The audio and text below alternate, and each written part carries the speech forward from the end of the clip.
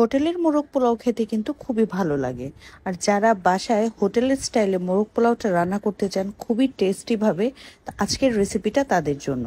পুরো ভিডিওটা দেখলে বুঝতে পারবেন যে কতটা সহজে মজা করে এই মোরগ পোলাওটা বাসায় রান্না করে ফেলা যায়। তো রান্নার শুরুতেই দুটো চিকেনকে খুব ভালো করে ধুয়ে পরিষ্কার করে পানিটাকে ঝরিয়ে নিয়েছি। আর এটাকে আমি রেগুলার কাট করে কেটে নিয়েছি, রেগুলার থেকে একটু বড় করে কেটেছি, আপনারা চাইলে আরও বড় রাখতে পারেন। এর উপর দিয়ে দিলাম পরিমাণ মতো লবণ আর কিছুটা পরিমাণ জর্দার রং কালারের জন্য। চাইলে কিন্তু জর্দার রংটা বাদও দিতে পারেন, তবে দিলে দেখতে ভালো লাগে। ম্যারিনেশন করে রেখেছিলাম 10 মিনিট। আর অন্যদিকে আমি বেরেস্তাটা করে নিব। রান্নার ক্ষেত্রে বিরিয়ানি বা পোলাও বা যে কোনো রান্নার ক্ষেত্রে বেরেস্তাটা কিন্তু খুব ইম্পর্টেন্ট, আর এটা কালারটা আসাটাও ইম্পর্টেন্ট। পেঁয়াজের কালারটা যখন এই পর্যায়ে আসবে তখনই কিন্তু উঠিয়ে তেলটা ঝরিয়ে রেখে দিতে হবে, তাহলে কালার খুব সুন্দর আসবে। তো বেরেস্তা আমি যে তেলে ভেজেছি সেই তেলটা অল্প কিছু বেরেস্তা সহ আমি অন্য একটা পাতিলে নিয়ে নিলাম। গরম মশলা দিলাম আস্ত, এখানে দারুচিনি, এলাচ আর দিলাম লবঙ্গ। সেই সাথে এখানে 1.5 টেবিল চামচ করে আদা রসুন বাটা আমি দিয়েছি, আর দিলাম 3 টেবিল চামচ পরিমাণ পেঁয়াজ বাটা।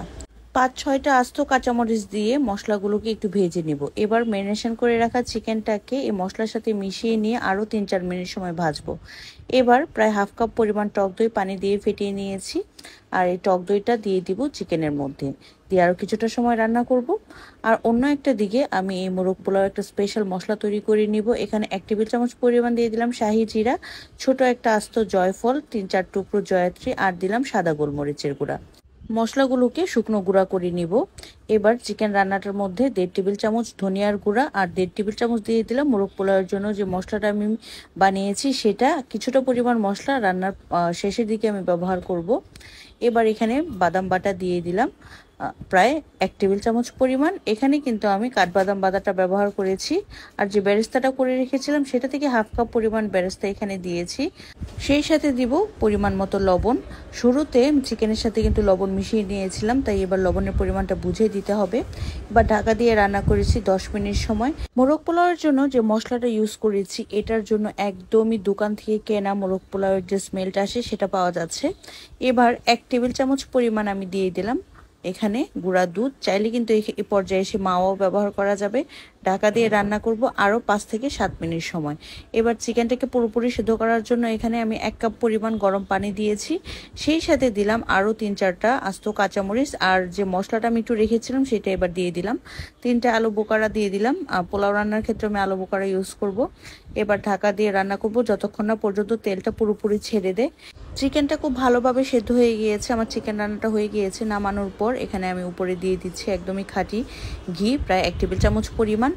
এবার চিকেন থেকে যে তেলটা বের হয়েছে সেটাকে একটা সাইডে নিয়ে এসে আমি এই তেলটা উঠিয়ে কিন্তু এই তেলটা দিয়ে আমি পোলাওটা রান্না করব।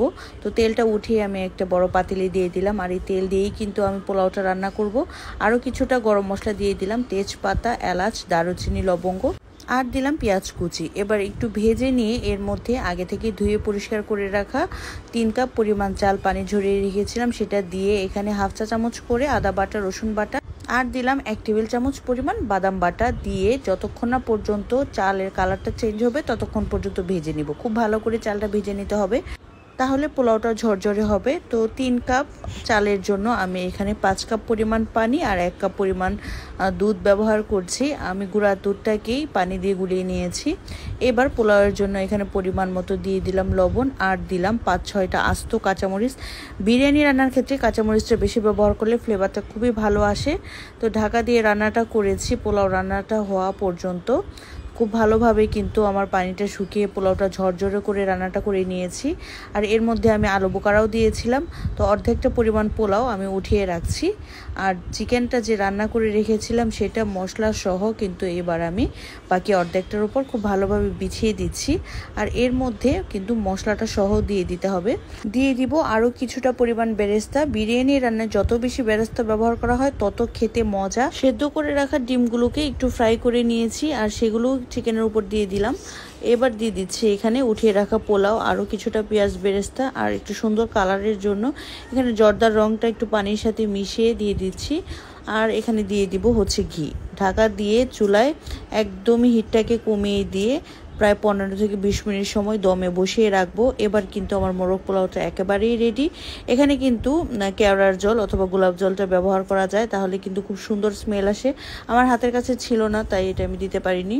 দেখতে কিন্তু মোরগ পোলাওটা একদমই হোটেলের মতো হয়েছে, আর স্বাদের কথা কি বলবো, খুবই দুর্দান্ত হয়েছিল। তো আশা করছি বাসায় খুব ফ্রেশভাবে আপনারা এভাবে মোরগ পোলাওটা রান্না করে গেস্টদের সামনে প্রেজেন্ট করতে পারবেন।